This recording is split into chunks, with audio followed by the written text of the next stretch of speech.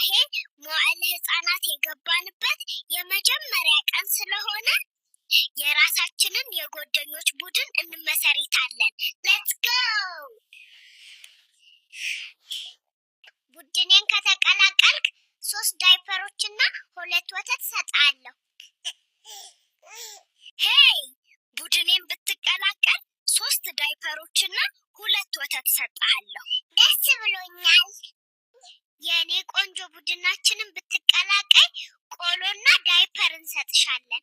አዎ፣ ምንም ስራ የለኝም። ሌትስ ጎ! አሁን ከሌሎቹ አባላት ለመለየት ኮፍያ ለብሻለሁ። መሪው ማን እንደሆነ በግልጽ እንድታወቅ። ወይኔ! እህቴ ሳትነግረኝ ከሌላ ቡድን መሪ ጋር ጠብ ጀመረች። በቃ እስኪጨርሱ ጠብቃለሁ። እስኪ የኔዎቹ ደግሞ ዛሬ ምን እንደሚበሉ ቼክ ላርገው። እውነት ለመናገር እኔም ርቦኛል። ደካማ ስለሆንክ እህቴን ትታት መጣ እንደምትሉኝ ይገባኛል። ግን እኮ ቦስ ነኝ። የሴቶች ጸብ ውስጥ የምናገባኝ።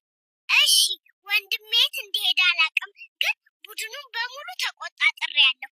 ከዚች መሪያቸው ጋር ነው ተጣላው። ጥሪ ጋር ጎበልቶ እኔ ጋር ጠብ ሊጀምር ይፈልጋል።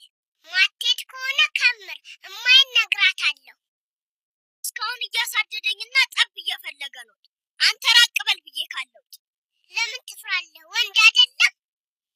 እንደዛ አይመቸኝ፣ ግን አይሰማኝም። አሁን ጥሩ ትምህርት ወስደዋል። አሁን እህቴ የት እንዳለች ልፈልግ። የት ነበርሽ?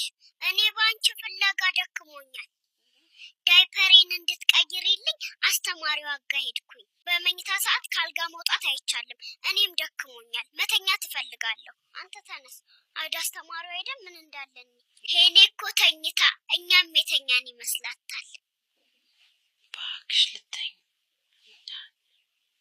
እንድተኛ አትፈልግም። ምንም ግድላትም ያልሆነ ነገር ውስጥ ልትከተን ነው። ይህ የአስተማሪዋ ክፍል ነው። ከዚህ የበለጠ ነገር ይኖሯታል ብዬ ነበር፣ ግን ምንም የላትም። እህቴ ማስታወሻ ደብተር አገኘች። እስቲ አንብቤ ያሉትን ምስጢሮች እንይ። አትፍሪ፣ ማንም አያውቅም። እንቁላል፣ ስኳር፣ ዘይት፣ ወተት፣ ዱቄት ሁሉንም በደንብ ይቀላቀሉ።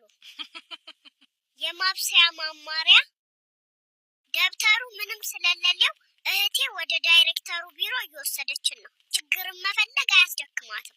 ዳይሬክተሩ ቢሮ ውስጥ ነን።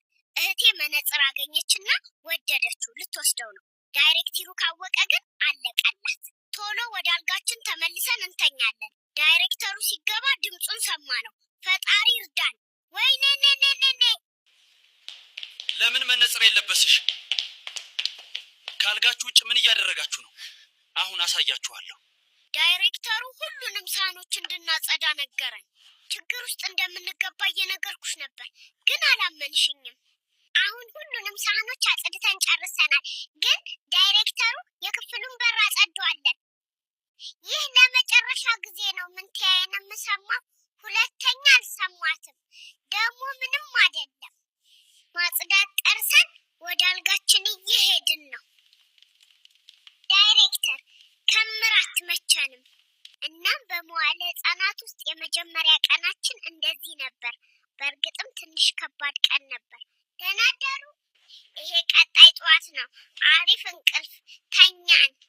አልጋቸውን ወድጄዋለሁ። አሁንም ከኔ ጋር ጠብ ሊጀምር ይፈልጋል። አይሰማኝም። ቪዲዮን ያቁሙ፣ አሳየዋለሁ።